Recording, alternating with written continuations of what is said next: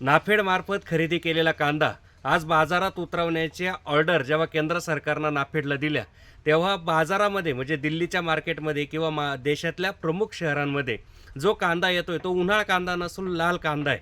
आता 5 lakh metric ton हा उन्हाळ कांदा खरेदी करण्याचं लक्ष ठेवलं होतं आणि त्यातले साधारणतः 3 लाख मेट्रिक टनापर्यंत कांदा खरेदी केला होता असं कागदपत्री दाखवलं गेलं होतं.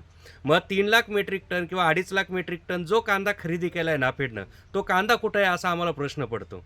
आज सरळ बाजारातून लाल कांदा विकत घेतला जातो आणि तो नाफेडचा कांदा म्हणून बाजारामध्ये विकला जातो. याचा अर्थ उन्हाळ्यामध्ये जो नाफेडनं कांदा खरेदी केला तो फक्त कागदपत्री खरेदी केलेला आहे, प्रत्यक्ष कांदा खरेदी केला नव्हता.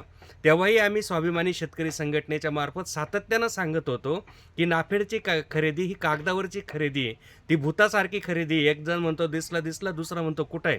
म्हणजे शेतकऱ्यांच्या टाळूवरचं लोणी खाण्याचं काम तत्कालीन काही राजकीय नेत्यांनी, त्या काळातल्या अधिकाऱ्यांनी आणि ह्या नाफेडच्या मार्फत ज्या काही संस्था उभ्या आहे यांनी केलेलं आहे. शेतकऱ्यांना दिलासा देण्याच्या काळामध्ये शेतकऱ्यांच्या नावावरती लूट करण्याची, हजारो कोटी रुपये बुडवण्याचे आणि केंद्र सरकारला चुना लावण्याचं काम या अधिकाऱ्यांनी केलं आहे.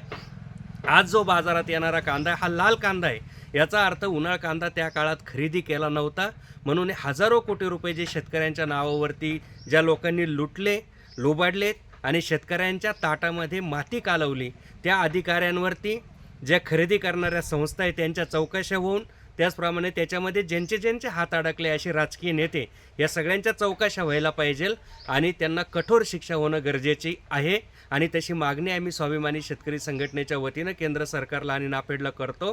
केवळ येऊन चौकशा करायचा, फार्स करायचा आणि परत सगळं जिकडं तिकडं करायचं असं धोरण आता नाफेडनं राबवू नये किंवा केंद्र सरकारनं राबवू नये ही आमची अपेक्षा आहे.